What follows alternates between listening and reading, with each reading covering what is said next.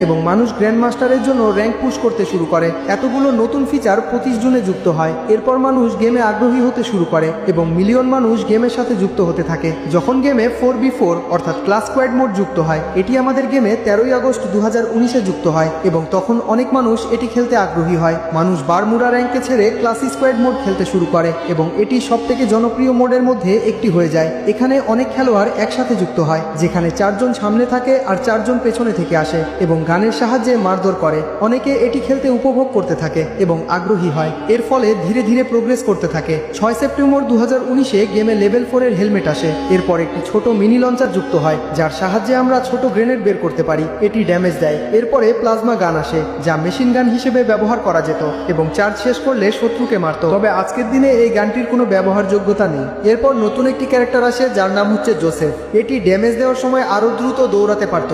একই দিনে গ্লাইডারও যুক্ত হয়, যার সাহায্যে খেলোয়াড় যে কোনো উঁচু জায়গায় উঠতে পারত এবং গেম আরও মজার হয়ে ওঠে। এরপর একটি গ্রেনেড লঞ্চার আসে, যা দূর থেকে গ্রেনেড লঞ্চ করতে পারত এবং শত্রুকে ড্যামেজ দিত। 25শে অক্টোবর 2019-এ নতুন একটি গান লঞ্চ হয়, যার নাম হচ্ছে M1887। এটি একটি শক্তিশালী গান হিসেবে প্রমাণিত হয় এবং খেলোয়াড়রা এটিকে সবথেকে বেশি পছন্দ করতে শুরু করে, কারণ এটির মাত্র 2 গুলিতে শত্রুকে মারা যেত। এরপর 26 অক্টোবর গেমে একটি নতুন জনপ্রিয় মোড আসে, যার নাম হচ্ছে পাম্পকিন মোড। এখানে শত্রুকে মারলে খেলোয়াড়ের মাথায় পাম্পকিন আসে। এটি খেলোয়াড়দের খুবই পছন্দ হয় এবং তারা এই মোডে খেলতে বেশি আগ্রহী হয়। এরপর বন্ধুরা, ফ্রি ফায়ারের আসল গ্রোথ শুরু হয়, যা আসল বিপ্লবের সূচনা। 5 নভেম্বর ফ্রি ফায়ার ব্রাজিলের পপ সিঙ্গার ডিজালোকের সাথে কোলাবোরেশন করে। এটি সেই সময় যখন ফ্রি ফায়ার সম্পূর্ণ পিক পর্যায়ে পৌঁছে। এই চরিত্রটি এতই শক্তিশালী প্রমাণিত হয় যে ফ্রি ফায়ারের প্রতিটি খেলোয়াড়ের একমাত্র নাম হয় ডিজালোক। ইউটিউবারদের কমেন্টসে সবাই লিখত ডিজালোক দাও, ডিজালোক দাও। ডিজালোকের জন্য অনেক ইউটিউবার বৃদ্ধি পেয়েছে এবং কিছু ফেক প্রমোশনও হয়েছে। অর্থাৎ ডিজালোক ফ্রি ফায়ারের এত ক্রেজ সৃষ্টি করেছে যে কেউ ডিজালোকের জন্য কিছু করতে দ্বিধাবোধ করতো না।